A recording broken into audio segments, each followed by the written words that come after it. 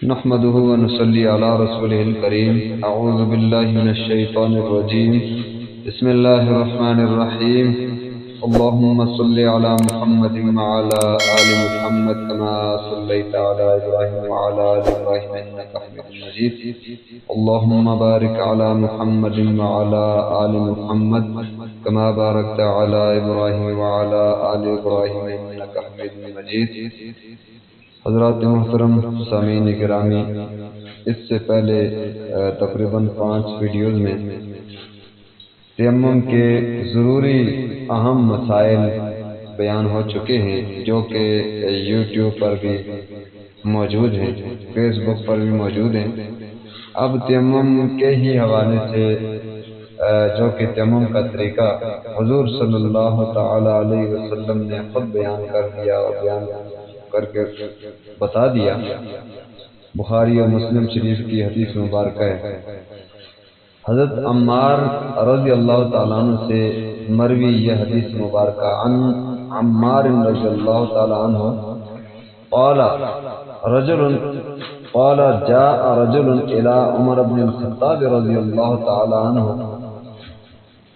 حضرت عمار بن یاسر رضی اللہ تعالیٰ عنہ وہ فرماتے ہیں کہ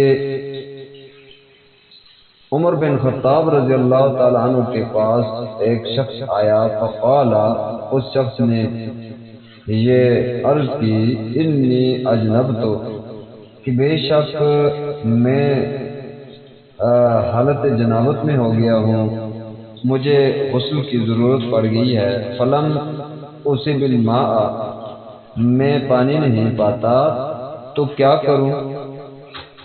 مجھے کیا کرنا چاہیے؟ طہارت حاصل کرنے کے لیے پانی موجود نہیں یا پانی میں نے پایا ہی نہیں.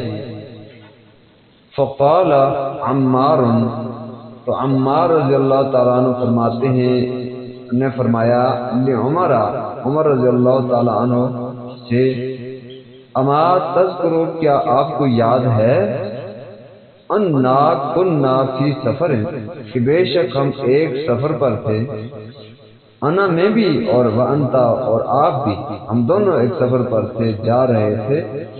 فاما انتا، بہرحال آپ جو تھے تو فلم تصلی، آپ نے نماز نہیں پڑھی.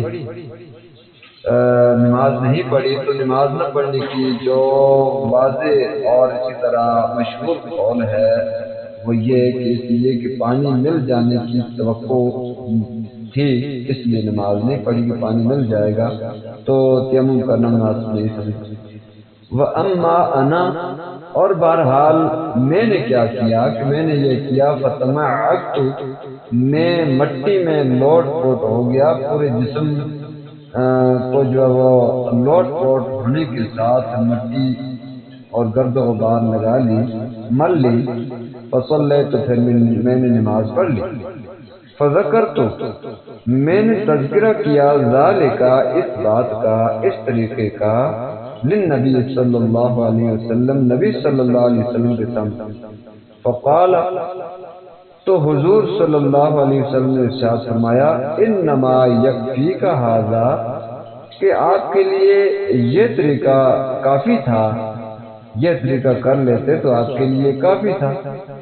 وہ طریقہ یہ ہے کہ فضرب النبی صلی اللہ علیہ وسلم بکفیہ الارض، تو نبی صلی اللہ علیہ وسلم نے اپنے دونوں ہاتھوں کو کی ہتھیلیوں کو زمین پر مارا، یعنی کہ ضرب لگائی دونوں کو ہتھیلیوں کی طرف سے. ونفخ فیہما، اور دونوں ہتھیلیوں کو پھونک ماری تاکہ زائد مٹی اور گرد و غبار اڑ جائے، ختم ہو جائے.